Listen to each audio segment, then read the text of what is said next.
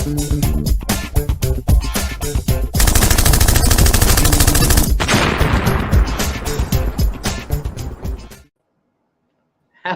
and welcome. I am somewhat shocked by what John's got there. I'm the Restless Kaiser. I'm Johnny B. I'm James Workshop.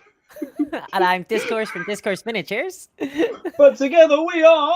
Modeling for Advantage. I will never get that right. You're like always trying to get that coded in, the modeling for advantage moment. It's impossible. It's impossible. I'm not that well coordinated. It's not meant to be possible. It's not that easy face to face, but on a stream it's never going to work. John, are they Teenage Mutant Turtles? They are all four, and Pingu. Yeah, Pingu. All right. I got them for a fistful of lead, being it's miniature. It's a Batman team. yeah. Sweet. Pingu is obviously the leader there. Right, we've got to chat tonight. We have got Rich John, we've got Axe and Axe, we've got Shackles and Sprues, Charles the Torah, Josh Wood, Rosie is here, reminding everyone to like, comment, share, and subscribe. Obviously, Alan is here. Evening, sir. Friends of General Haig, who will be on in 2 weeks to do one of his historical battle reports in Morocco. Really looking forward to that. You know, he's going to take it with the maps and everything, talk about on his Renaissance period battles. Jack Cousin Sprues we've had. And Vinny Subcommandante is here. And, Mythos from Frost and Fist is joining us. Hello there, beautiful people. Nick from Treen Coolest Games and Philly Isabel. Don't forget to drink water, people. Absolutely. Hobby-wise, then, tonight I am going to be building some Nebelwerfer for Flames of War because it's a really simple kit. Keep my objectives quite low. John? Filth. Tonight I will be painting barrels from Renedra and the final member of the O'Malley gang, who's a bald dude. Oh, yeah, Discourse, you're going to have to help us with names there. Oh, no, I've already got them covered. She already knows. It's all good. Mr. Workshop, I'm please finishing... tell me you're doing a Zis. I'm not doing... Don't. That moment's already over. So I'm building a T70, 15mm, and then 3 Valentines. See how far I can get this evening. Sweet. No particular reason. No good reason. What are you up to this evening, Discourse? I will be painting some orcs from the Battle for Pelennor field set. That is an incredible starter set and should not be replaced. Yeah. Okay. And is no longer available. Yeah. For the Middle Earth. Yeah, for the Middle Earth strategy battle game from Games Workshop, one of their best products, I think. The amount of miniatures that you get inside that box for a Games Workshop box is just absolutely incredible. I paid, I think it was £80, and you get about 87 miniatures inside it. So getting miniatures that cost less than £1 per miniature is like a pretty exceptional. That's unheard of. That's the shit show in his age there, isn't it? And well, these days, you know, and you know, obviously, as a result, all good things must come to an end, apparently. And so now that box is being replaced by a Battle for Osgiliath box, which it was teased as being like so Games Workshop, before they announced this new box set, they announced it on the anniversary of the 20th anniversary for the Two Towers movie, you know, the Lord of the Rings Two Towers movie, and they were like, it's going to be a very special Two Towers announcement. I had to rewatch the movies to learn that Osgiliath occurred in the Two Towers. It's like such a minute part of that movie is Osgiliath. Surely it's more like Return of the King. You know, spoilers for those who haven't seen Lord of the Rings, but like the battle for, I mean, there's a brief couple, like there's like a scene in Osgiliath in the Two Towers. Then, you know, everything about it, Osgiliath happens in the Return of the King. So I didn't buy it. I think they just kind of threw that out there as a little bit of a, it's very tangential, I think. True fact. Now, you like to talk a lot, and you're about to tell our beautiful viewers with your face on the big screen where they can find you on the Tinterwebs. Oh, sure. You can find me on YouTube under the channel Discourse Miniatures. As well as that, I also stream on Twitch. I stream video games on Twitch under Discourse Games. So it's twitch.tv/Discourse Games. And I'm also on Twitter as well, but don't follow me there. You won't like it. You'll just hear nonsense. Yeah. Twitch not just a place for you to argue with your viewers. Twitch, no. Twitch so the thing I like about Twitch is that it's actually a lot smaller. And it's a lot more casual as well. With YouTube, you know yourself, with YouTube, you've got to like create like a thumbnail and create like a big title and get all invested in like what the stream is gonna be. With Twitch, you just hit start stream and off you pop. You just create a title and away you pop. You don't need to create thumbnails or anything. So I'm a big fan of that. You know, it's a lot easier to just throw that on like when you're not planning to do so. So that's why whenever I'm like, I could probably stream this, and away I go. I was going to ask what dictates your game selection for Twitch, but it sounds like you just pick something and roll with it. Whatever I want, whatever I want. So at first, I was streaming like Warhammer games. I was like, part of my brand is like Warhammer stuff. But then I just really a living card game on Tabletop Simulator, and I was like, I'm gonna stream this. I don't care if people will watch it or not. I'm really enjoying this game, and I want to play this game tonight. And there it was. That was it. Boom. All your noises at bots. So what we've got tonight then, talk to Discourse. Like when I had her on last time, is I've pre-selected a series of photos that are sort of new products on the market or things about Games Workshop that I think she may have some views on. Probably doesn't like them. And I thought we'd show them. But before we did that, I wanted to try sharing a video which, because John's mentioned the O'Malley gang, I've not put this up on YouTube yet, but so this is my Mexican gang. So let's see what you think.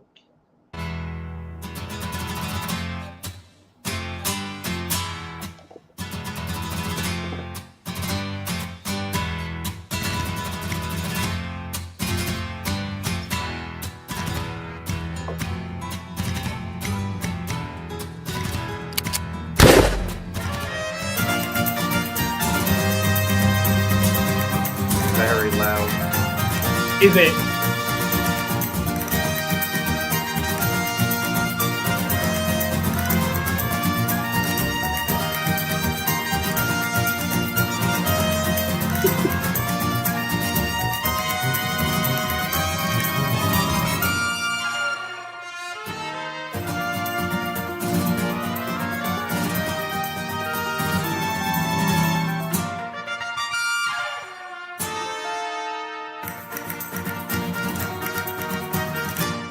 Ole! I didn't do that at the end. That is incredible. Wow. A lot of editing went into that, for sure. So, yes, it did. But compared to editing down a battle report, which is 3 hours worth of video on several cameras, it was still nothing. But so YouTube Shorts, then Discourse was one of the things. I've been looking at YouTube Shorts. We've tried a few things. You sort of think, oh, this would be really good for like little sketches or little bits of jokes or whatever. But actually, those jokes need to happen in such a time as the camera's filming them and they're natural and they're going to work in that sort of 1 minute segment.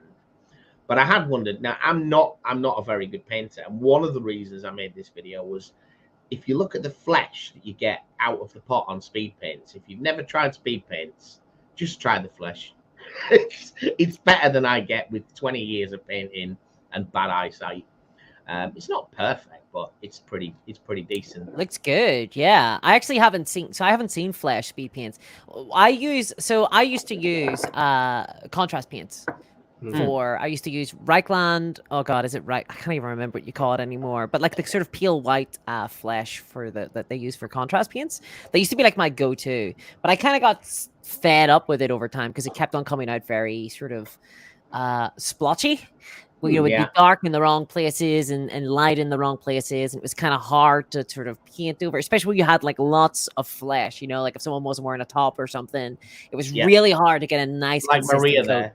Yeah. And that's always been a big problem for me. No, that's if I painted over white undercoat. If I painted over gray undercoat, it usually comes out really good. But it's a lot darker then, you know, so it doesn't look Caucasian. So I basically just have struggled painting Caucasian skin using. So I had to go back to just like the olden days before contrast paint. I had to go back to like peel witch flesh and stuff like that and Kislev flesh, which is a bit of a bummer, honestly, because I do like being able to just like splotch on a bunch of paint and away I go. So maybe I'll try out these the Army Painter speed paints. I haven't tried out the Army Painter paints mostly because of the price.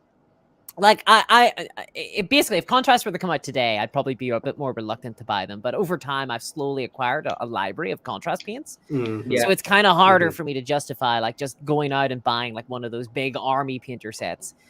So well, there aren't that many of their speed paints, so yeah, you're not quite in the same boat. But I know what you mean.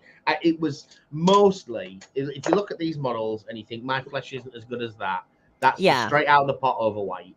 And I think it's pretty good. It's not. It looks great. It's not brilliant. See if I can find. They are vibrant. There's 24 speed paint colors, FYI, and one of those is a medium, so 23 speed paint colors. But that I was just super. They look really good. Yeah. Yeah. They're very vibrant. For a guy. That's the thing. Yeah, like contrast paints are the same way. Where if you put it over white, it comes out looking so like almost 90s-esque in its appearance, right? It's got a bit of a glow to it, yeah. It's got green look. Yeah.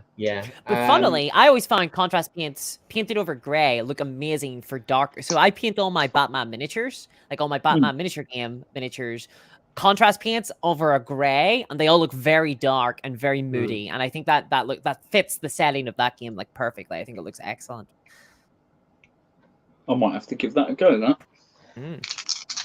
Yeah, I mean, I know quite a lot of people zenithal with contrast paints, but I wonder about how dark those bottom colors are. But yeah, so that was that, and I was just curious to know what the viewers thought. I did a War Games Atlantic one today, which had painted their centuries. But would people be? I'm interested to see how they do, because John paints some beautiful miniatures. Are you making a TikTok, Kaiser? Are you going to do a TikTok? Are you going to get with all the youth? I'm not going to get a TikTok because I can't floss. John can, of course. Oh, I don't even think flossing is trendy anymore. I think that's like no, that was trendy for a week. I have a TikTok, you know. I have a TikTok. I don't like talk about it very often because it's such a weird, funky platform. But I haven't like updated it in like a couple of months. I used to just put up the old, all the little skits I used to do at the beginning of the videos. I started converting them over and putting them on the TikTok, mostly because it was easy. And I wanted to see how the platform was, and you can get a lot of views on that platform. The algorithm on there is like very funky. It's like very interesting. Like it will push content out like very hard. Oh really? YouTube short. I haven't tried any YouTube shorts by contrast. I haven't done any YouTube. No, I don't like how they look on the channel. You know, when you go on someone's channel and like they've done like some YouTube shorts and they've done like some regular videos, and it just looks a bit messy to me. So I just haven't done them. I did flirt with the idea of doing a second channel for a while. That was just for shorts, but I decided against that because I just didn't have the time to like dedicate to it. I realized that, I mean, as a YouTuber, you watch a lot of YouTube to learn from it, right? And I do find YouTube shorts are quite addictive. Oh yeah, I can realize that I've been sat on the toilet for 3/4 of an hour just scrolling through watching like clips from old episodes of The Big Bang Theory and stuff. But how many of the same creator do you watch of shorts, right? Oh yeah, no, like, I'm not choosing anything. I'm just going to the next one. And you don't even know whose video you just watched either. Yeah, you just flick straight past it. Yeah, shorts can get like incredible views, but I don't think that they create I don't think that the viewers who watch shorts are necessarily going to be invested in your channel, and in your future content. Subs is drinking every time we say GW tonight, by the way, so he's probably doomed. Let me just catch up with. That's only like once so far, so it's but we've not really started. But that's the music. What game are they for? So it's for Dead Man's Hand. Dead Man's Hand is played in a series of 3 games, which are short, still quite short, and then a full-length game intended to have that like Western serial, that ends up with the big shootout. Oh, really? That's really cool. Okay, hold on. Tell me about that. Come on. Like I've never heard of that before. That sounds like a very interesting structure to a game. So, well, it is and it isn't, right? Because if you decide, we'll play the first game tonight, and then you get up. The first game that we played It's called The Quick and the Lead, I think. They've all got really funny titles, these sets, 3 scenarios. And it's a hand of blackjack. And whoever wins the hand of blackjack between the 2 players gets to take a shot at the other guy. And it's just 2 gunslingers. Oh, right? Really? Like a Russian roulette thing. Oh, that is so cool. Okay, hold on. I love that. I made a short of it because the full length game was 2.5 minutes. I love it. I love it. And the guy, and he rolls a nat 20 just to shoot the guy straight away. Like, boom. Okay.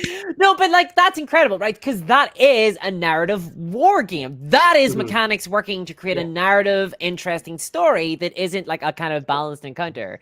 That's the sort of thing that like get ready with that drink. Games Workshop used to like, because Games Workshop have always built themselves as a narrative war game, you know, like as their games as narrative, but they've never really quite been narrative games. That is interesting mechanics that are played out on the table, like a game of blackjack to determine then who gets a shot off in the street of one another. That's so much fun. The game's initiative and bonus actions are run from a deck of cards as well. So it's not that you don't have to, you know, you can play blackjack with the starter set. And that the guy who's out of action is not available for the second mission. And then the guy who wins the second mission, which is a shortened version of the full game, has some bonus in the third mission. Yeah. And it was like 2 minutes, 20 minutes, 45 minutes. In 2 hours, you played this sequence of scenes. And they've got several sets of these. So it was interesting. But You've sold me on it. You've sold me on it immediately. They've also got all of these different gangs. So John's got these kind of New York Irish O'Malley gang, I think, with a great mammy model. She's fantastic. She's absolutely. You like that, do you? Make me a miniature of an Irish crone. That's her right there. But they function with no real difference. They have a faction rule, and that's it. Otherwise, they're exactly the same as everybody else. Is that the only way to play the game then, like in that structure of 3 games, or is there like other scenarios, or are you sort of, you know, is it possible that you can kind of just play like the 45-minute game without going through those first 2 tertiary games beforehand? There's no reason you have to do that, but it has given you a set of scenarios which are based on 3 scenes. A short, a medium, and a full length. And then you'll get a 2-hour game experience rather than a 1-hour game. With little breaks, right? Like with little breaks, like natural sort of breaks inside as well, which is actually kind of welcome sometimes in a game, right? You know? Did you say nacho breaks? Nacho breaks. Little nacho breaks. Yeah, genius. I like that. So other people have joined us. The Orc Inquisitor. Roxy the Riveter is here. Hey up, lads. Vinny trying to like Kislev flesh, then contrast over it. I think a lot of people use contrast as like washes. You've done a bit of that, haven't you, John?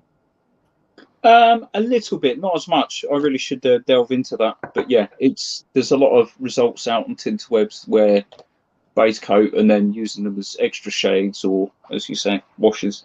As a glaze. Yeah, glazes. Yeah. Speed Flash brings all the wargamers to the yard. Appreciate is the best way to make contrasts, but yeah, so that's like the Zenithal stuff, right? Interestingly, I don't know how easy it is if you don't know what Zenithal means, how easy it is to find that out on the internet. Because every painter talks about it. Yeah, I think there are. I'd follow guys. I would say. Thank you, Roxy.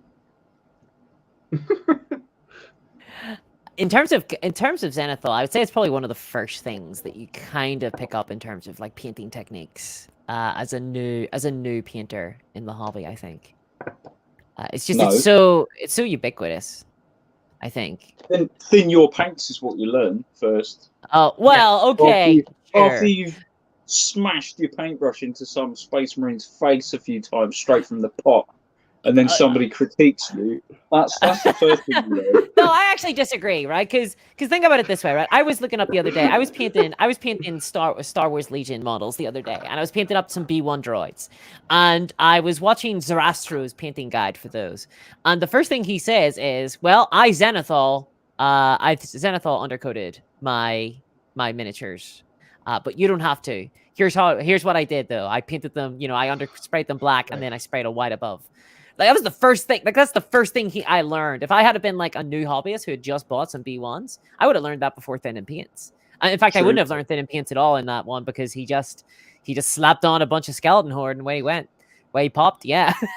Because those B1s are such a dream to paint. They're so good. An army in 5 minutes. Excellent, like a microwave. How in the chat, I suggested we could run a series. Would people be interested in a series of shorts showcasing some of the miniatures? To which the chat went nuts about. Let's see Kaiser on TikTok, get him in his shorts, show us his legs. Yeah, that's the kind of premium content that you really would have to pay TikTok, for. Man. Regret that's it. an OnlyFans. That's an OnlyFans. I don't know what all these young people are. So I would pay money for a Kaiser OnlyFans. I think we should encourage this. Yeah, no, we shouldn't. I think we shouldn't. I've seen his ankles. It's not all that. I thought the first thing you learned was how to convince your mum you should be allowed to have white spirit to use with your enamels. Well, that's for men of our generation, certainly. I'm not sure. What's an enamel? What's an enamel? Maybe what these young people do. Is very much posting Games Workshop. Oh, Gareth just bought my Games Workshop battle mat. Right, okay, on eBay.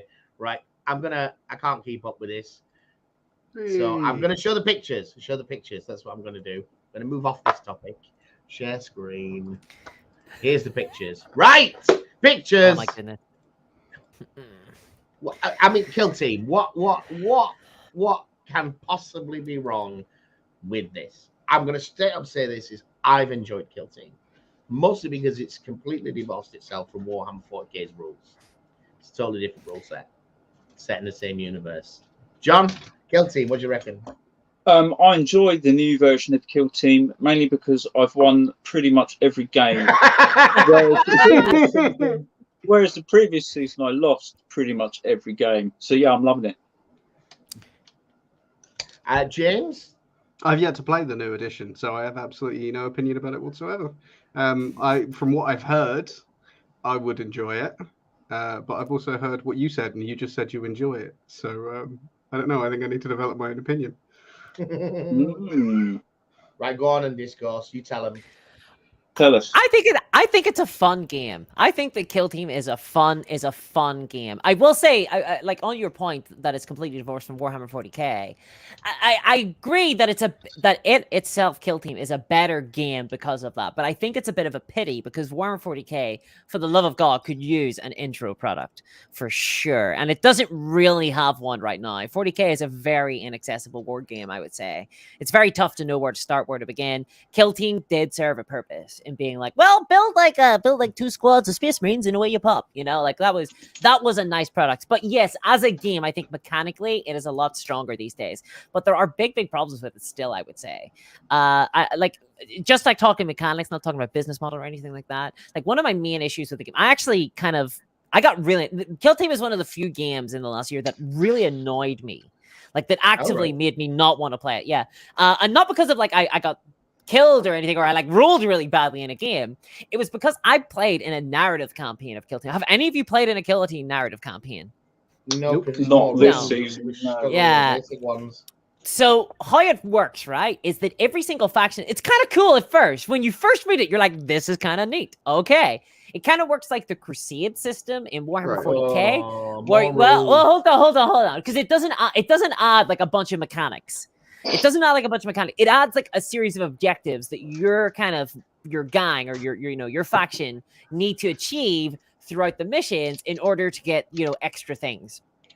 Okay, kind of neat. Yeah, so that's not too bad. Like I'm playing as, say, the Imperial Guard, and I have kind of interesting objectives. They're not really like win a game, which is kind of part of the problem. The objectives are more like lose 10 guardsmen, right? Or like kill 5 orcs, right? Like that might be your objectives. That's kind of neat. Big problem. No one, as far as I could tell, had any objective to win any games, which meant that you were going into missions that were scenarios with win and lose conditions, things that you had to do, and no one was incentivized to do those things. You were better off just shooting at one another, trying to achieve your own objectives. There was not, you just could ignore it. And it made the actual games themselves utterly pointless. because I wasn't like I was just playing a death match all of a sudden. Once we realized that actually there was no reason in trying to win a game, it completely just put me off the campaign entirely, because you were only getting punished. Like if you were going out of your way to try and achieve the objectives, you were just getting punished completely. Because and if you're not competing over the objectives, the interactivity is gone. The need exactly. to move forward. You're just playing your own thing. And look, I love like narrative, like in campaign based games. Like it's my favorite thing. So the fact that that setting was so poor in this, completely, it very much annoyed me. Sounds very much like that. Okay, so yeah, that's still on the kill team theme. Then what about this though? Look at that. Who looks at that and doesn't think this is what I always wanted?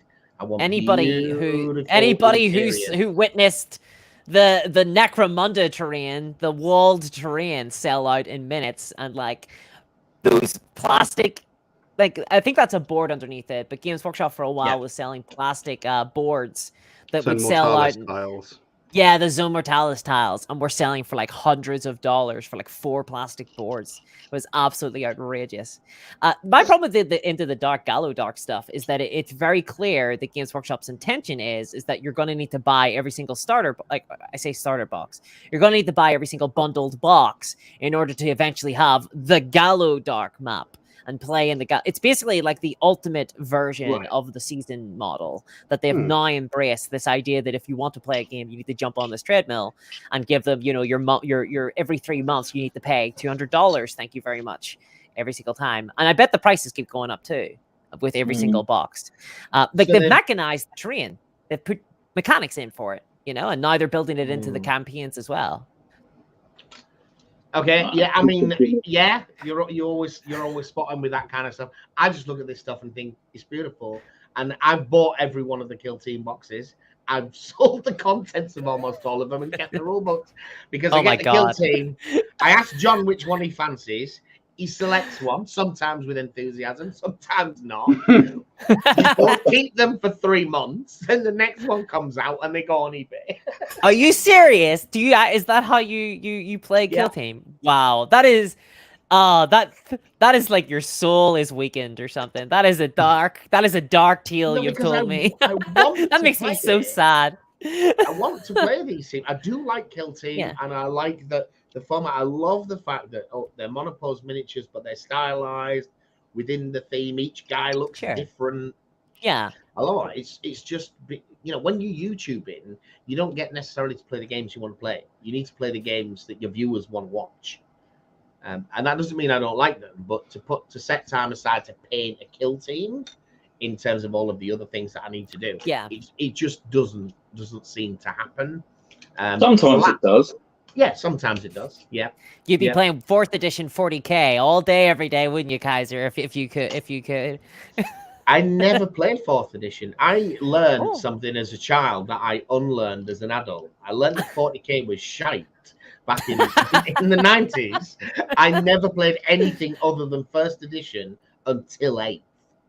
Wow. Oh, 8th got you back.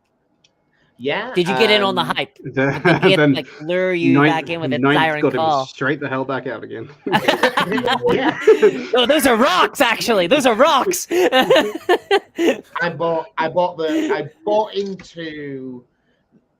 would have been done at the fag end of 8th if it wasn't for the fact that I had such high hopes for the beginning of 9th that it was going to clean things up and declutter it. And then we saw the mission pack and stuff, and the Crusade talk was great. The Crusade rules were awful, and it was just like, oh god, no. And it took a year, and I'm now officially out. I want to love the Crusade rules, and I kind of do still. I still do. I think like on a different game system, the Crusade rules would be really neat. On a more elegant game system, the Crusade systems would be really, really interesting because they do add, a ton on to an existing core system. The problem is the 40k is already such a thing to be dealing with that to then begin to add on these like bespoke campaign mechanics, it just all becomes so unwieldy. But if you take a game like Test of Honor, has a campaign system in it. There's the Jet Samurai game, and 0200, the new Commando Raid game he's got, which is that if your characters each have a skill card, and if you win a game, you get to keep that skill card into the next game. And that skill card is going to give you something really quite minor, like re-roll 1 defense dice once per game. That's pretty cool. I like that. Subtle advancement. So you feel that you got something by winning the last match, and you did improve, but it isn't really going to make any difference going into you don't have the snowball problem. That is that's the campaign problem, right? That is the campaign problem. How do you make campaign mechanics matter in a campaign, but not to the extent where you cannot ever like come back, even if you've been falling behind in the campaign? Either they matter too much or too little. There's no like, it's really hard to find a space in between those two. Yeah, for sure. Well, so a lot of modern attempts at this they've learned the lesson, saying no. In a campaign system, when you go to a battle, you're still going to fight a battle that's relatively even, but the person with a strategic advantage on the campaign map is bringing a very small bonus into the battle. Yeah. So that there's, so that you don't steamroll.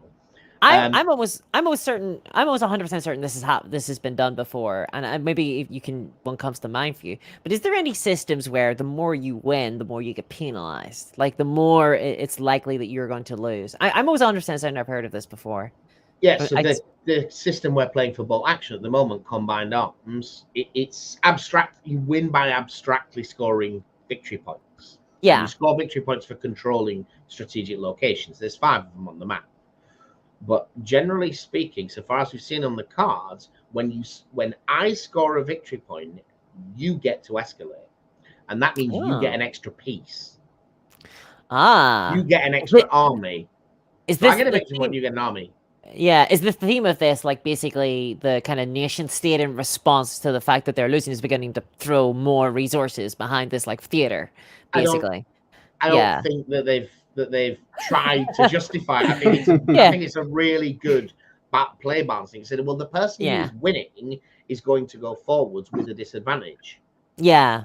Because they're already winning. And the problem I have with the more complicated games is what I really hate about complex games is they leverage advantage in the hands of the experienced player. And I think that's you want the system that's the complete reverse of that. Experience is already a massive advantage. The fact that I made better choices before we even got to the table is an even bigger problem.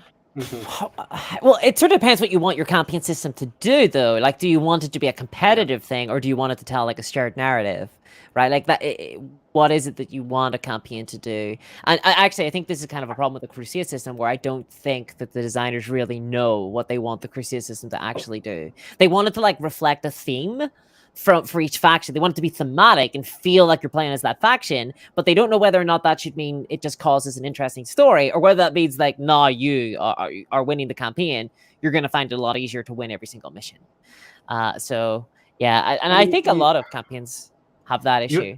You have games like Necromunda that have had such a long life cycle, like the original Necromunda. Yeah. They've had such a long life cycle that like everyone's gone through this is a really cool game, and then every single team is just a ganger with a las gun every time you get points. That's just the best thing that you can possibly do. So why would you not optimal. Do that? Yeah. So like 15 years later, everyone's like, I'm just going to have an idiot with a flamethrower and we're just going to all go have fun here. Like everyone has sort of house ruled their own fun back into the game again, just by building what they want to build rather than building what's best. Yeah. So you end up with systems like that.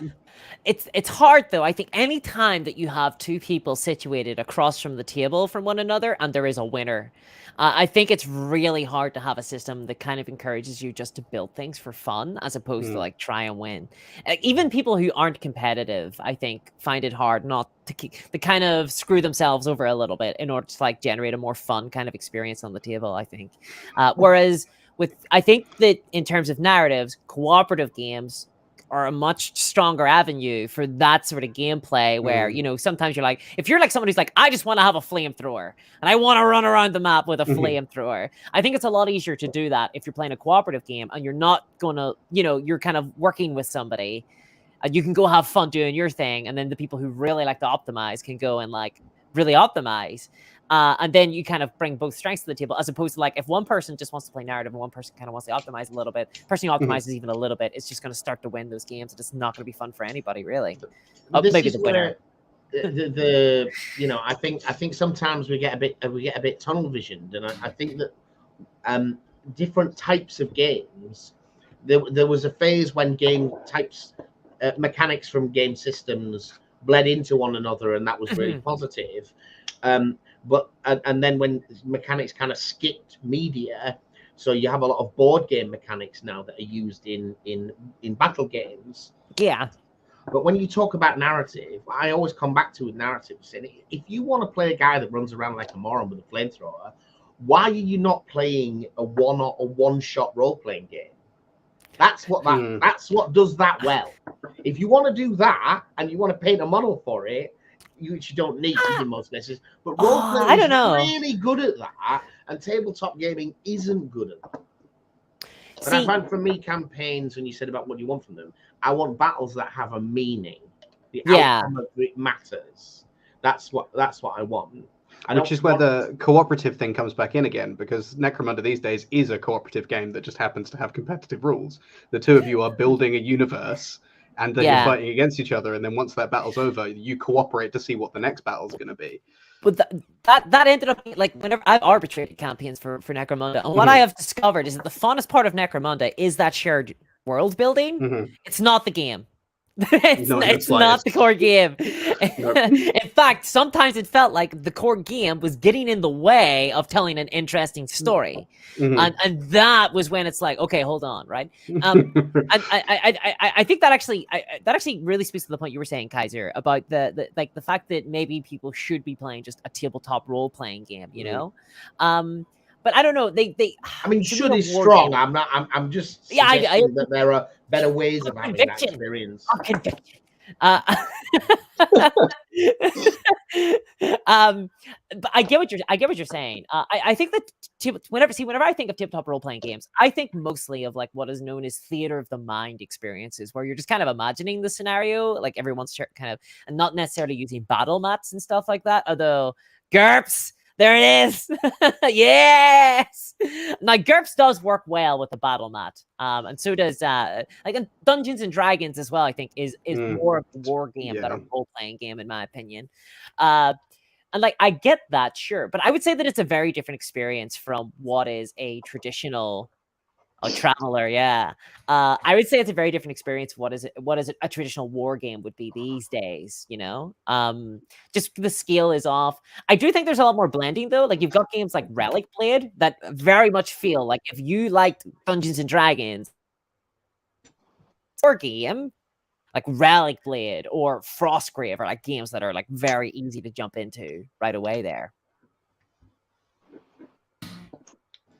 So Decoy has got a question for us here. Controversial opinion, but perhaps Necromunda would be better with 2 or 3 preset starter gang loads per clan. Now, I'm perhaps in a minority here. I'm a big fan of preset. I just wish companies would make more effort in balancing them before they do that. But I hate pre-game work. I utterly despise it. It does nothing. I think it's necessary. But I'm not. I think it's necessary for Necromunda. You don't have the time. During 7th edition, I enjoyed the game so much that a huge part of it was me making lists. You were just imagining the game. It was almost like pre-playing the game before you've actually played it. You just make up a list in your head and you start going through the points and stuff. And yeah, I don't think 8th edition killed that a little bit for me, and I think that might have been Power Level actually that did that in the end, because you just end up going, okay, well, I'm definitely taking this unit. Like there's no really thinking through what you're going to take. Yeah. No, I totally get you. I actually totally agree with you there. Like one of my favorite things when I get into a game, I like hyperfixate on that game for a while. I like go through like a love affair with it for a bit, and I just get really into it, and I want to learn everything about it, and I want to hear what like other people who are playing the game are saying about it, and I just get really, really into it.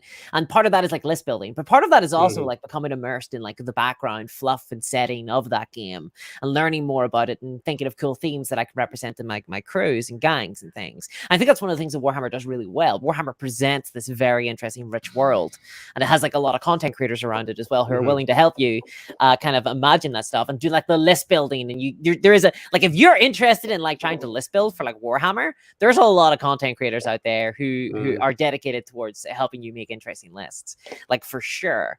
And that is a huge part of the game. Like that, like I think in the Great Gaming Survey, they do have that down as one of the thing, why do you enjoy miniature wargaming? And one of them is list building.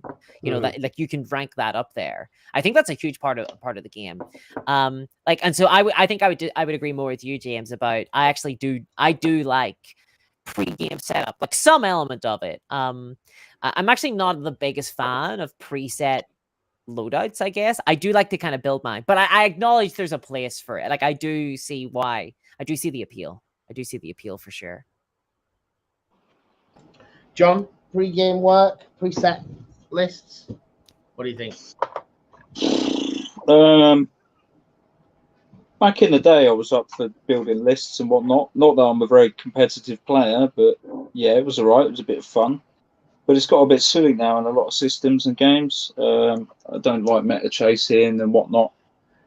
So yeah, I think I'm leaning, especially with how I play more now. Most of my gaming is done with a Kaiser for the channel. So it's nice to be able to rock up with the limited time we have and go, right, okay, it's an Escher gang. Just using Necromunda as an example. It's an Escher gang, and in that starter set, or at least the previous starter set, you got a preset gang in the form of cards, which was way worse. Yeah, I know it was way a really bad matchup. Having Goliath versus Escher, but yeah, if having both options is great. I really do think that. There are going to be people that want to do the list building. There are going to be people like Kaiser, we've just established. There's 4 of us here. 2 like the list building. 2 would prefer, it's already done. So provide both, you knobs. There you go.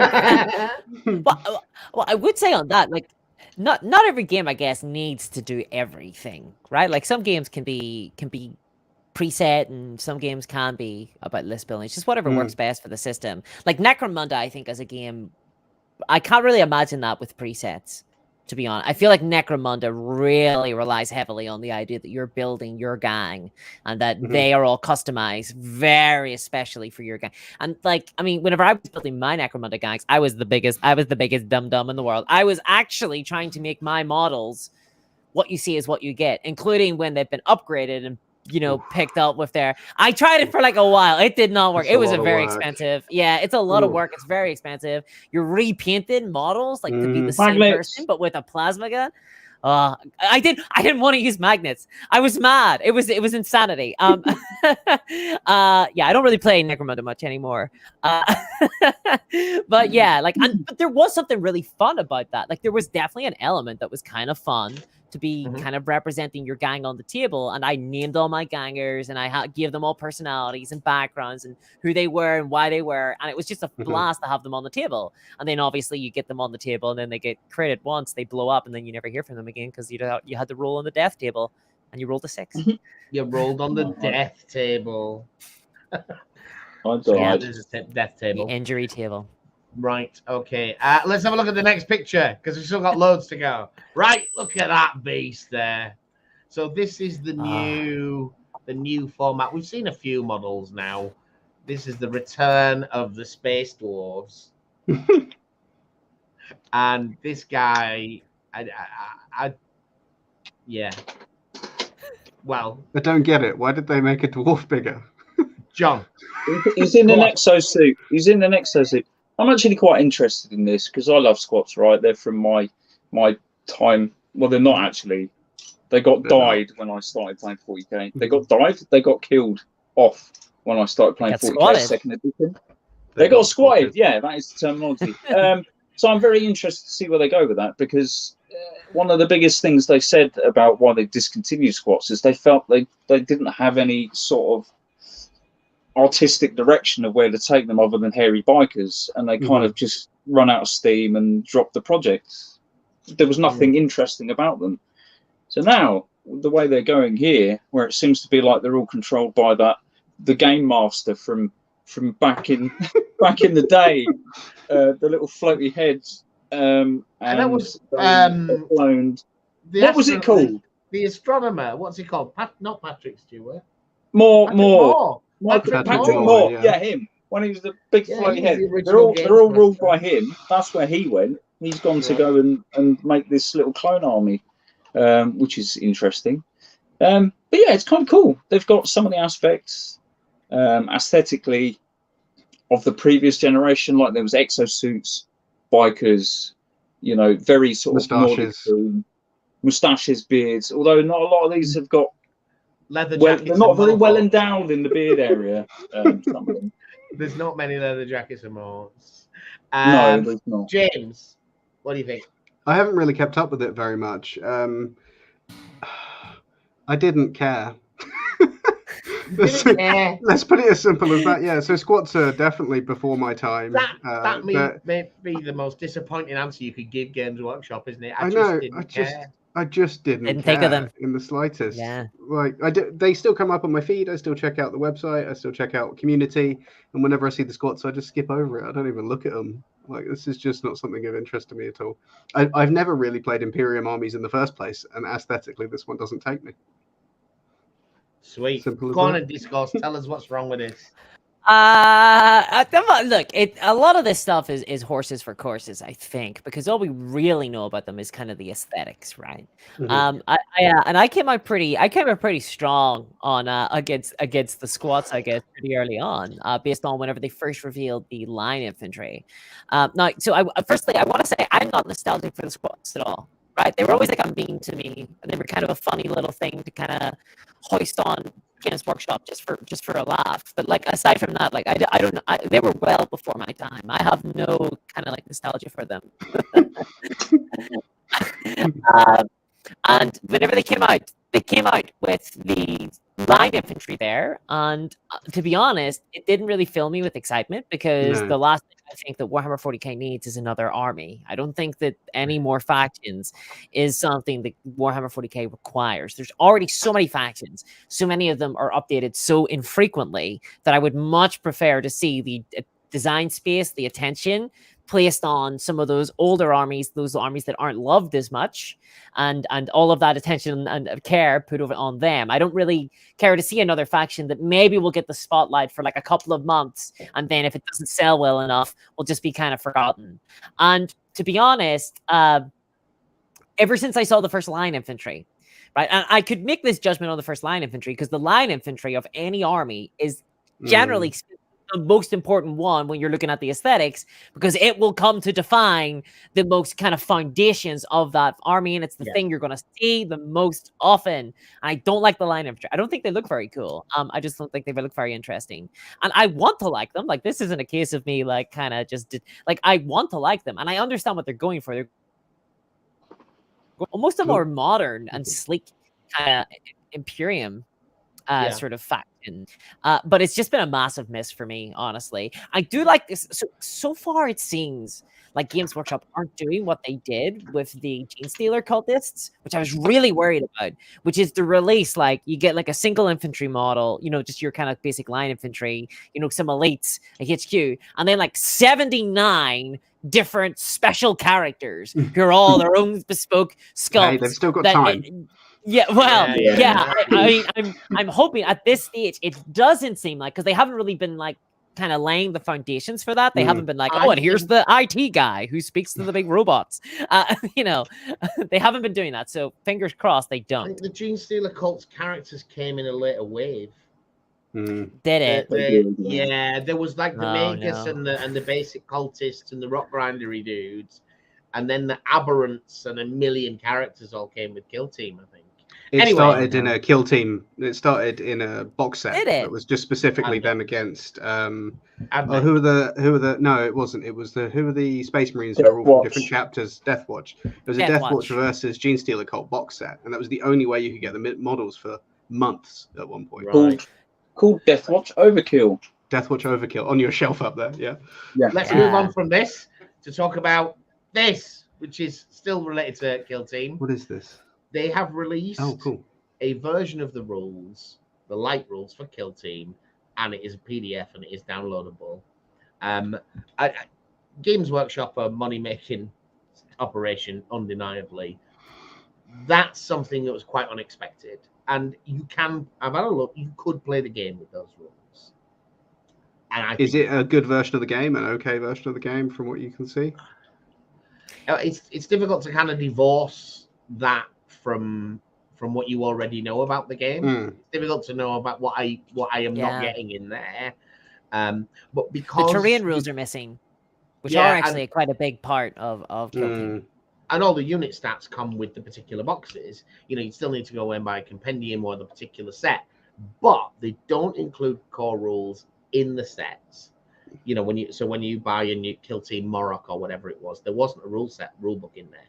There was a rule book for the armies, a mini codex, if you will.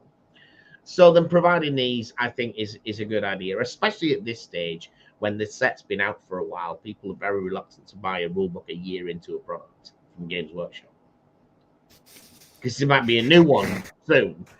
Man, like hoisted by their own petard there, right? Yeah. No sympathy. I think that's definitely a part of the issue of me not getting into 9th edition. I don't play a game for 3 months. I don't know what I need to buy now. No. I don't know. Like I don't know if there's been a new expansion to my army that means I need to catch up. I don't. The last time I enjoyed the game properly was when the most recent big box set came out, just before 9th edition dropped. And we just played out of the box with the pamphlets and had a blast.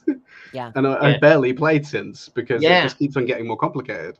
I mean, you said earlier about introductory game. I actually think the one bit that Warhammer's got right is its introductory offer is really good. That Recruit Elite Command Edition is a super simple version of the game with relatively cheap models. It is just a million miles away from the game you're going to play down the club with somebody who's got the game.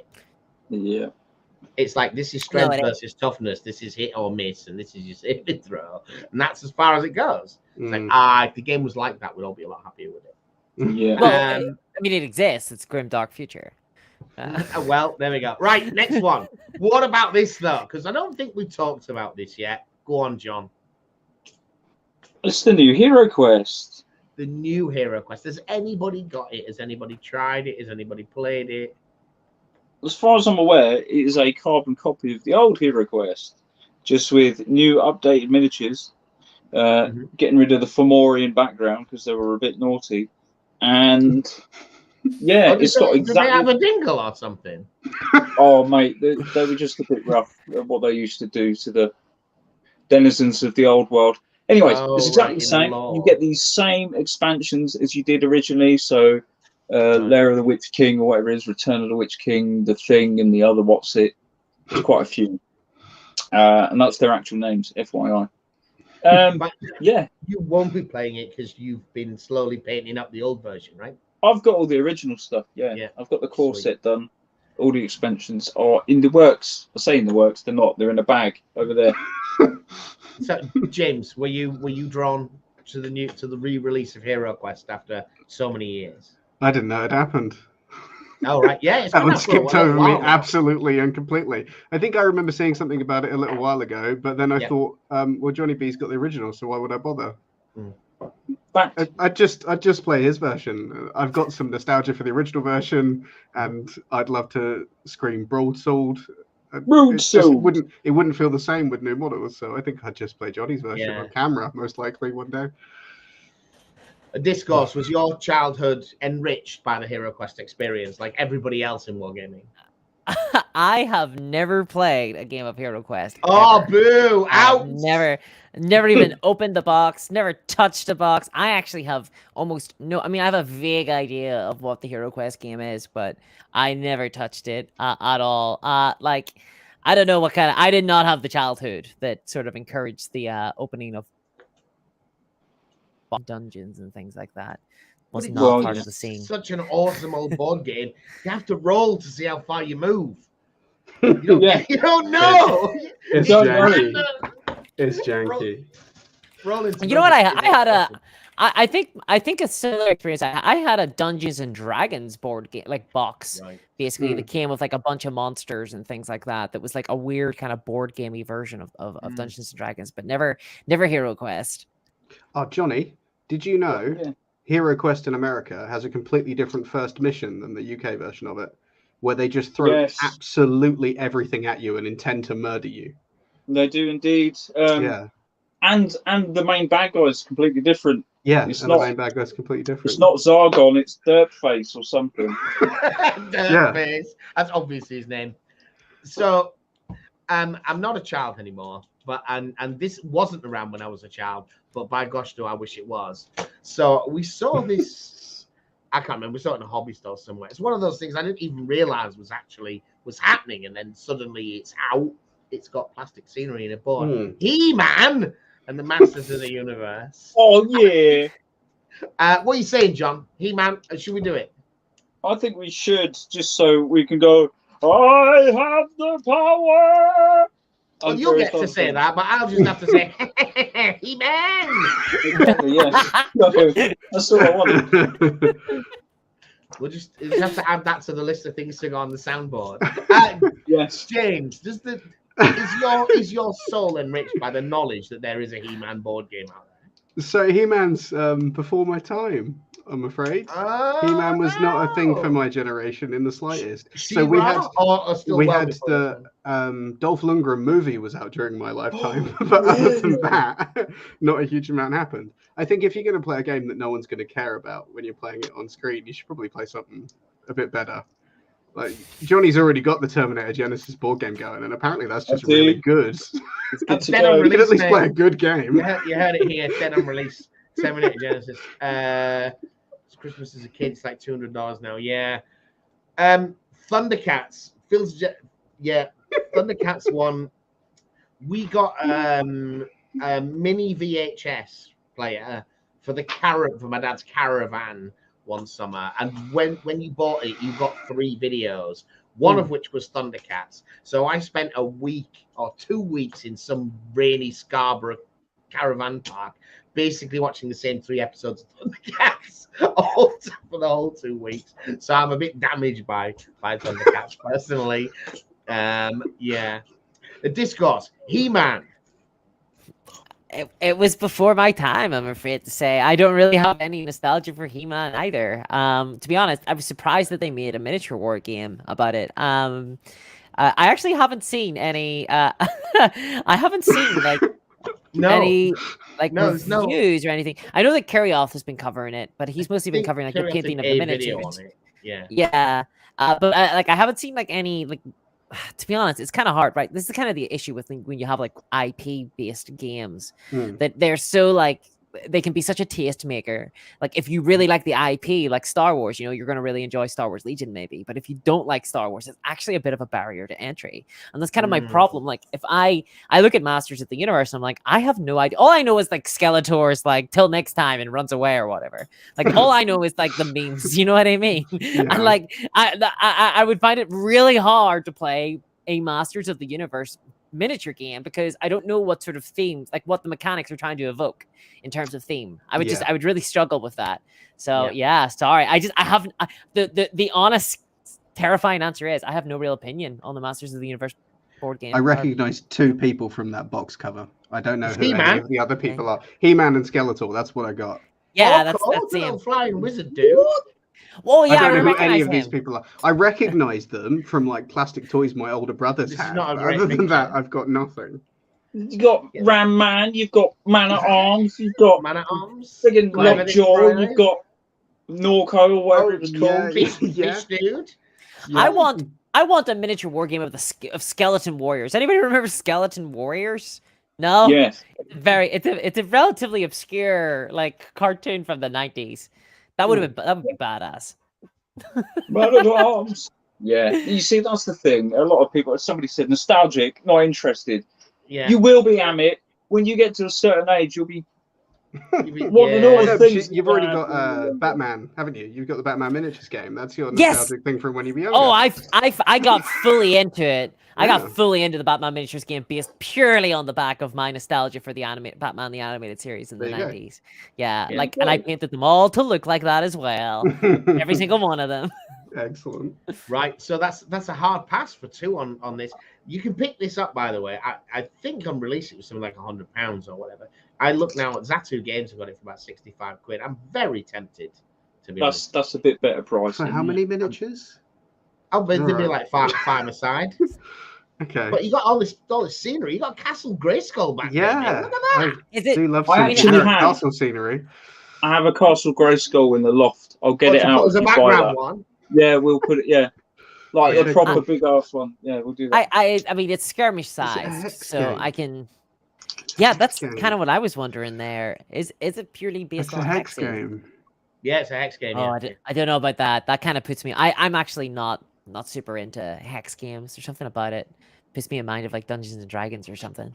Puts me in a different headspace.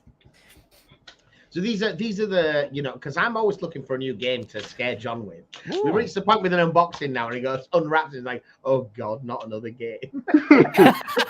So I'm in the like, you know, thinking about something that we might be able to do before Christmas. So here's another one. Do you know anything about this Discourse? You know what you're looking at here? Oh, I know what I'm looking at. Oh, I can get me some turnip on the goes. Oh yes, I don't like to eat them, but I do like to consume the content for it. Definitely. I love the art style. I think it's beautiful.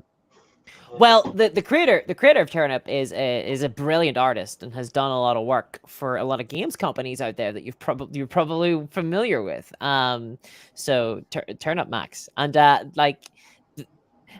he has the game itself is incredible. It's got a really interesting vibe to it. Is the only thing I could say, right?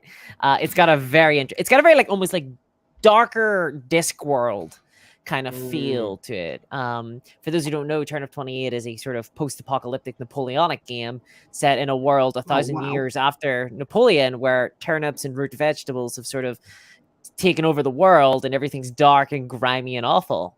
And it's just yeah, and the rules are entirely free. They're sort of designed to be played with Napoleonic miniature figures, but grimed up and painted, you know, like as grim, dark, and Blanche-esque as one can. I haven't played it, but there's a lot of really interesting mechanics in there. I really want to get my hands on. Unfortunately, it's like number 12 in a list of miniature war games I need to play. Putting tufts on your miniatures, not on your bases. You know, they're sprouting roots. Oh yeah, all about that. You know, in a Nurgle, but not quite such a corpulent way. What I was reminded of is probably a role-playing game that no one's ever heard of, Sky Realms of Jeroen. Was when I saw Turnip 28, you see the kind of artwork you get in Jeroen, and I loved this system because it had all of this sketch artwork in it, and I was totally invested in the world. You know, I just looked at it, like it's alien, it's exotic, and there are lovely pictures of it. Indeed, in the original edition of Jeroen, there was like an adventurer's handbook that every wannabe citizen was given when they were sent out of the gates to go and make their way in life, and that was what you're told as a teenager the monsters do. You know, this is a picture of it, and this is what it does, and I really like that. And Turnip 28 seems to have that really evocative style and theme, despite not being very strict about it, and I really like that.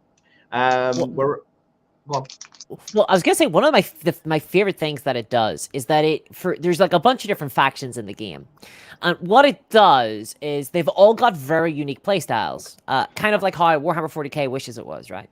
And so, but what they're each classified, like up in the top right hand corner, you'll get like Spriteling, or like, you know, newt, or, you know, a big frog. I can't remember what the actual animals are, but they're these weird little classifications, and they denote how complicated each faction is.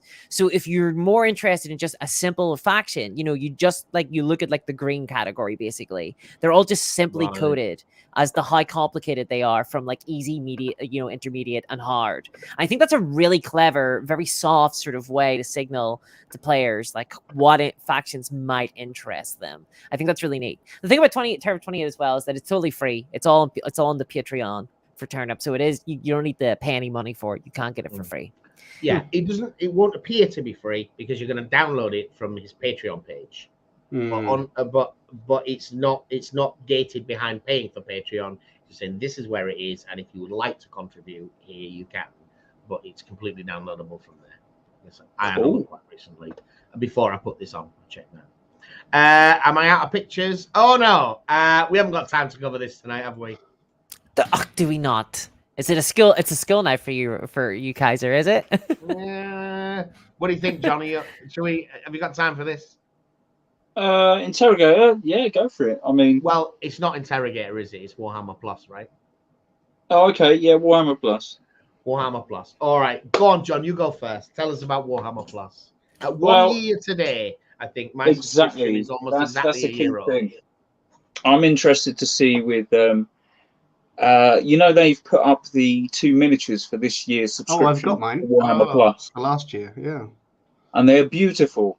One of them's based on a piece of artwork that was on like an old 1994 catalogue. It is a beautiful Chaos Terminator. The second miniature is a sorceress with some familiars that are, again, very nostalgic based back in the 90s. And that's got a lot of people going, interesting. I really like these miniatures. Am I going to sign up for Warhammer Plus? And still, a lot of people are saying, nah, you're all right.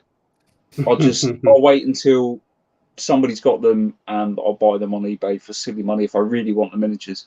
Which is interesting because, as you say, they're a year in. We got a year's worth of content now. So now's a better time than it was, maybe you could contest, than it was in the beginning. So, I mean, I'm cool with it because Kaiser pays and I just, watch it. Yeah, well, technically, modeling for Advantage pays. It's a business expense. It's content I can review. James, have you watched much of the? I signed up to Warhammer Plus 12 months ago, and the only reason I know that is because I got my model in the post. Other than that, I completely forgot. I completely forgot that I had the account, and I have never watched a single episode of anything they put on there, other than the things that they stripped off of YouTube, which I'd already watched previously. Oh yeah. So, yeah, the only things I was really interested in were things I'd already watched, and I was sad to see them go from the place I usually watch them in. Other than that, I don't know why I signed up. Well, you could sell the mini on eBay and make your money back. Probably, yeah. Or it will just sit on the shelf with the rest. Because I really like it. It's a nice model. Did you go for the assassin? Obviously, I went for the assassin. Yeah. Everybody went for the assassin, right? Yeah. There's probably 40,000 orcs sat on a shelf somewhere. Coming in a box set next year sometime. Right, Discourse. So, what 1 year in? Are you a Warhammer Plus subscriber? No, I haven't watched a single thing on Warhammer Plus, to be honest. No, I haven't. I haven't even been curious about it. To be frank, because I'm actually really into I'm actually into Warhammer 40k and stuff, and I think watching animations for Warhammer 40k would be kind of neat, just on a bespoke service platform like this. I don't know, maybe if they had been sold on a DVD, I think we would have seen a lot more. Back in the day, maybe 15 years ago, if they had been sold on a DVD, I think there would have been they would have made some killer seals. But these days, for to bill yourself as a streaming platform, suddenly you're in this space where you're competing with Netflix and Amazon Prime. And I know that Games Workshop never intended to compete with those organizations, and they've got a different sort of value offering, and they're sort of going for a very niche audience. But I just think that if people find it hard to justify, I think, paying Warhammer Plus, it's a very weird alien offering, this idea that you're kind of getting these animated series along with painting content and battle reports, when, to be honest, all this stuff has been on YouTube for years, and so people aren't used to paying for it. And I this is why I think even people who are kind of hearing about the miniatures and are I'm kind of interested in the miniature, and even they will buy in to Warhammer Plus. I think kind of goes to show that it just feels very weird to be paying for this content from Games Workshop. And I think it's a massive miss, because they could have sold this to Amazon or someone, if they really wanted to do animation for Warhammer. And I think it would have done a lot more. It would have done a lot better. I think it would have done a lot better for awareness, and it would have been a really interesting new frontier for them. But as it is right now, it just feels like some little niche content on a streaming platform that anybody who hasn't picked up a paintbrush has never heard of. Yeah, I've got to say, I think it's decent value for what it is. I agree. I think for money-wise, I actually think they couldn't go any cheaper. No, I think what you pay for Netflix versus what you get is just amazing compared to a movie ticket or something else. But you're apples and oranges problem here. And I look back, right, so when it first started, on Wednesday, I'll be like, ooh, there's another episode of that Angels of Death or whatever it's called. Let's watch that, John, before we have our tea and then play a game. That was great. Clearly, they couldn't sustain putting out 120-minute animation a week. They just don't have that. But so a year in now, there's, 10 Hammer and Bolters, maybe 15. There's that series. I didn't really get on with the Tau series thing that they did. That seemed like more of a studio showing off what effects they could create rather than a story. This one, the Interrogator, I've really enjoyed that. These guys are they were an Inquisitor's retinue, and the Inquisitor has been killed on a mission, and this world is all going to shit, partly because of some of the things that she'd done but not finished. Like, you know, she's killed the governor because he's a bad guy, but not being around to sort out what happens next. And it's through the story is told through the lens of her kind of mind reader character, who's a bit of an addict and so forth.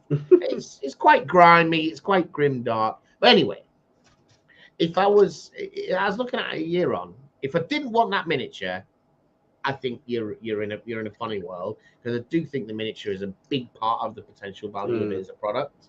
But on the face of it, in a year, you get about 5-6 hours worth of animations, a £50 centerpiece miniature, and a £10 voucher. I didn't pay for it monthly. I wasn't evaluating it on a monthly basis. So when it came to like it's next year's renewal, do you want it again? Thinking, well, if there's this much again and another miniature worth 40 quid, then yeah, probably. Is that, I thought it was worth it for what it was. I think that throwing the miniature on top is a really part of the value. Yeah, but like that does not speak well to the service itself, right? Like the fact that they're kind of you're making assumptions about what the service is, and I'm not. No, I did. Well, hold on. I'm not making assumptions. Like this is what the service is. If this service is that they're trying to sell us a miniature on a 12-month subscription, well then I can say a lot more nasty things about it for sure. Like I really dislike. I think that the fact that they are selling miniatures like exclusively through this like random platform of all this ancillary content that I have no care about for like a miniature is like a terrible service, and it's a terrible precedent to set for miniature wargaming as well. Why would we ever want this to be the case? Like surely everyone would be against the idea that you have to subscribe for 12 months for some like battle reports, for some content that you can get that's probably a lot better on YouTube in order to just simply to get access to a miniature that you want. Like that's worse than the big bundled boxes where they sell you like 2 miniatures alongside armies. I'm not saying that you're wrong there. I'm saying that from my perspective, that miniature is part of that value proposition. Yeah. And to say that it isn't, I think is disingenuous. To criticize them for it is a different thing, and that's not wrong either. But I don't subscribe to the idea that an exclusive miniature that's provided in some kind of package is somehow fundamentally immoral, if I'm being brutally honest. I think you don't have to have it. You don't need it. It's not an essential part of life. There are other assassin models and there are other Terminator models. Well, I think it's a rum deal. I think it's a rum deal. I think it's a bad deal, and I don't like it. The reason why I'm so fervently against it is because I do not like the precedent that it sets for other companies, and that if it opens up this additional avenue for monetization, the companies do not need. They don't need this avenue for monetization. It just presents itself. If it's successful, then that actually becomes a big problem, because then you might see other companies trying to go down this way. Now, obviously, none of them would be able to go down exactly the same, like road as Games Workshop, because Games Workshop can barely afford to go down this road, and I don't think they actually can for long. But we're hardly going to see Warlord come out with like an animated series with a miniature tacked on to the side of it, But I will say this idea of like saying maybe if you're subscribed to their app for 12 months, where things like that, I really don't want to see us go down that path, and I can down this kind of paid wall garden, and I can see it happening is the thing. And Warhammer Plus is a very insidious sort of Trojan horse by which it can get snuck in alongside this, like, oh well, it's kind of alongside all this content that you might enjoy as well. I don't like that at all. So I personally see it as it's the next generation White Dwarf. I don't see it as uniquely about any of these aspects. I think if you're in the business of making a print magazine, and have known for 30 years that the writing is on the wall, and they've moved around in how they're going to do that. I'm a librarian. I'm fully conversed with the future of print media and the past of it. Well, and I'm not saying it's dead. It's not on the wall. No. It's not. It's by no means is it dead, but a lot of it is consumed digitally. I have a question for you then. Do you think that White Dwarf actually fulfills an important purpose, or was it always a little bit like maybe not the greatest? Like, because I think the Warhammer community is what White Dwarf should have always been, which was just basically news and updates on things, as opposed to a sort of venue where they can exploit the idea of like selling these like little rules that would be in print for, you know, a month, and then you would never be able to get them again. Like they sell Kill Team factions through White Dwarf, and that is so frustrating. And anyone who's coming along behind, it's impossible to get access to. So I prefer Warhammer community. They're on the internet, though, aren't they? I mean, that's demonstrably not true. So You can't legally, officially get hold of them, but you absolutely can. They're not. Yeah. Well, you can get like scanned copies, sure, if you go hunting for them. The same way you can get every single rule and every single army rule from Warhammer 40k through Wahapedia, which is something I do encourage people to do. But on the other hand, like we can't say that, oh, well, thanks a lot, Games Workshop, for, you know, not being able to shut down Wahapedia because they're based out of Russia.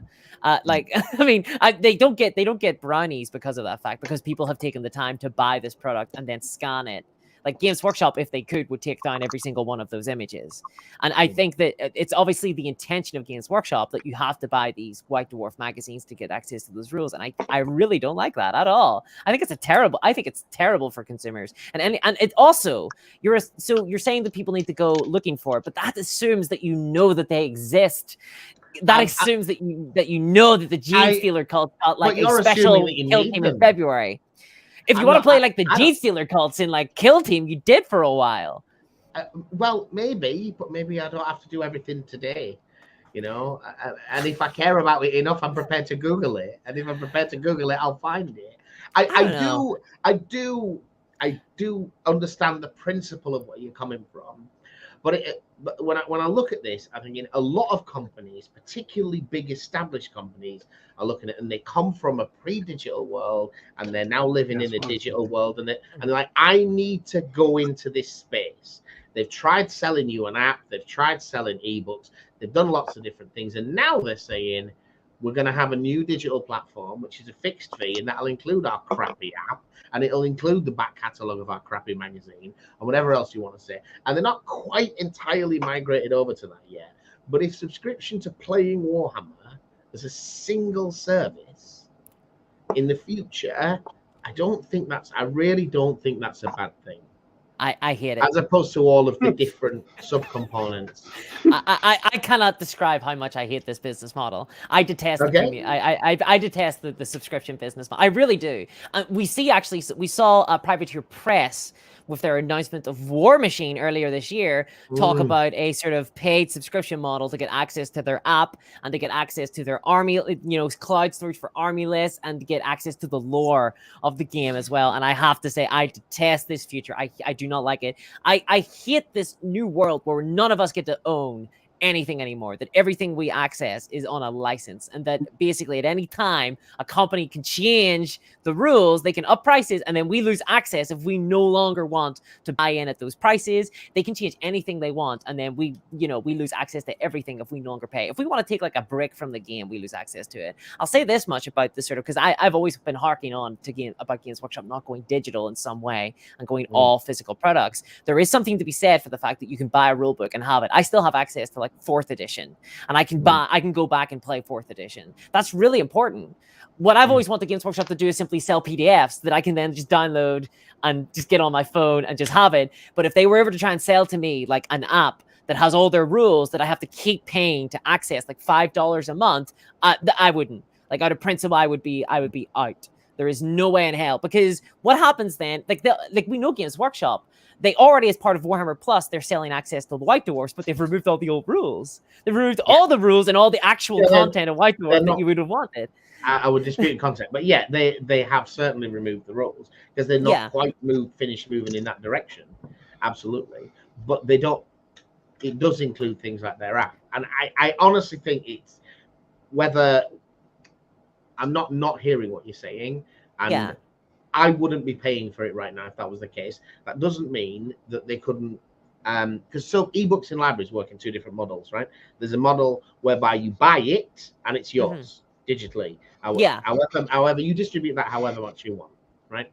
And then there's another model where you buy a number of units. So like with a textbook, we will buy units of a textbook. which because they have a very short shelf life in terms of, but they'll become obsolete. Next year's textbook. So we'll buy 4,000 issues of this book. It can be loaned out 4,000 times, after which time we'd need to buy another copy of it. These models already exist out there, is what I'm saying. Yeah. I think that this is part of Games Workshop's another way they're looking at their digital 100%. footprint, as you know, look back 10 years, it was bloody awful. I think that it's the animations are kind of mixing it up a little bit, because people are making comparisons to things like Netflix and Disney Plus. Oh yeah. Clearly it can't, and saying, well, why don't they just sell it to Amazon Prime? Because Amazon Prime don't want to buy it. I don't know about Prime that. isn't interested I don't in know, it. but I think that they would, think so. honestly. I think that they Yeah, would. But well, we don't know, shillings and right? sixpence. I do agree with you. I think Games Workshop are obviously like, I think they actively want people to be paying into like their kind of service, and they want people to be doing recurring. So it's recurring revenue stream, and that's what they really want. They want you to be like paying like $5 or whatever it is every single month, and they kind of like the secret hope of every single subscription service is they kind of want you to forget that you're even paying at all and just have it quietly going on in the background. Like they don't care. They just want you on because they know that you're very unlikely to then unsubscribe at a later date once you've started paying. That is incredible. And I don't know, like I see, I agree with you. I think this is what Games Workshop want to do. They do want to eventually move on to a sort of subscription-based model. I will be fighting that at every single step of the way, because I really don't like it. And I think it works out worse for consumers. We end up paying a lot more for the same content, just divvied out slowly. And I don't like that at all. And and at first it might present to a lower barrier to entry at first, but overall, over time, we all end up paying a lot more. And I think it's just a worse deal. And that's why companies want to do it, right? Like that's why it's so popular. That's why companies push for it so hard, because they know they're going to make more money. And it's stable from there. Well, it's dependable income. Yeah, it's dependable income that they can cover. And I do agree, like I understand that there's benefits to it there. But I don't know, maybe they don't need to have like a books every 3 months and sell X amount of volume of that, right? Maybe books that are obsolete in 2 years. You see, when I was playing hard in 8th edition, I was spending more than $5 a month on books. Oh yeah, but that's but that's them with physical products. Imagine how overwhelming but they were it will obsolete be within 2 years. Well, I mean, a premium subscription service will be obsolete in weeks. Okay, maybe I'm exaggerating a little bit, but it will be it will be probably even worse, you know. The long and the short of it, though, is I'm good, because it's good to have disagreements. It's good to have by all means. I'm passionate about that. If you're purely interested in the animations, and I don't know if it's possible, if you take out the subscription for 1 month only, you'll get yourself 3 or 4 hours of interesting Warhammer content if you like that. That was an early issue, because it was like you could get a 30-day free subscription at first, and people were just like watching everything and then quitting. Yeah. But there's several hours of it now, and hopefully, my earnest hope is that in 5 years there's quite a lot of it. But I totally get what you're saying. For me, it's been worth it, but for others it may not, and it doesn't include all the rules or anything like that. John wants to go.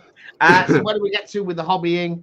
I built 2 Nebelwerfers out of 3 because I broke the 3rd one. John, any hobbying? We lost him. James. He's gone. I finished my T70 and I put together the bits of the Valentines I could do, because I've done a T70 before. I've never done Valentines before, and I know that there's like 8 of them. I don't know which one I'm building. I haven't got a clue. Where'd you get to, Discourse? Except from slightly angry. As always, I'm it's always in good fun. As always on this show, I had neglected my hobby and I got nothing done. But I had a lot of fun. Yeah, with the exact same model. Like to be told, this model's already painted, so it was all ruse. In fairness, I do have about 30 more orcs that I do need to do at some stage, but I'll get around to it eventually when I have a minute. One day. All right, and just remind the young people at home where they can find you and your content. Sure. So it is on YouTube. It's Discourse Miniatures. Just look me up. You'll find me there. I'm also on Twitch at twitch.com. And I'm also on Twitter, and I don't know. I think I'm in Discourse Minis on Twitter or whatever. I don't know, but the YouTube's the main things. Recently, I came out with a an hour and 20-minute long video on every single faction in Warhammer Fantasy in the old world. So the best factions. Let's be honest. Empire, Bretonia. You know, it's all good. Yeah. So check that out if you.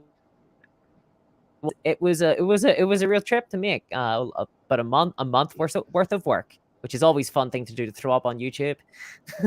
Especially for a game that doesn't even exist yet. It's not like there's a dedicated Warhammer Fantasy, right? It's like I'm gonna throw all my eggs in on this basket. Oh yeah. ahead of the game, you see, ahead of the game. Yeah. Well, Total War Warhammer, right? Mortal Empires just came out today. I was like, yeah, people are talking, because funnily enough, there's more people now talking about Warhammer Fantasy than there were at the height of Warhammer Fantasy, the miniatures game. So right, because of the Total War Warhammer. Because of the Total War, yeah. Video games are just so much more accessible. Yeah, definitely, and a much bigger market. And Total War was a fantastic franchise to get into because it was entirely historical. And I played Shogun the original when it came out. I've been a Total War fan since the very beginning. Kaiser, are you one of those resentful, like, historical Total War players who's like, nah, this Warhammer game, no, I don't want to play fantasy. I don't want to play with dragons. I want to play with the caveman. Is that... No, not at all. You got spears, you got swords, you got archers. That's it. Yeah. I was hoping it would do some things a little bit better than it did. So I didn't feel it modeled flying units particularly well. There just seemed to be ground units that were just drawn higher. Were still functionally on the ground in every way. And things like that. They can land and stuff now. But it's a lot of fun. I really like it. Yeah. All right, guys. That was us. We'll be back in 2 weeks' time with Friends of General Haig doing his Battle of Inverrochy report. We'll hopefully have bolt action out next week. And on Friday, I think I'm going to give you the store visit we did to Musketballs 1812, which is like an interview with the guy and a little bit of a tour of what's going on around there as a little bit of new content. And sometime after that, the Dead Man's Hand game. All right. Thank you for watching. Bye-bye.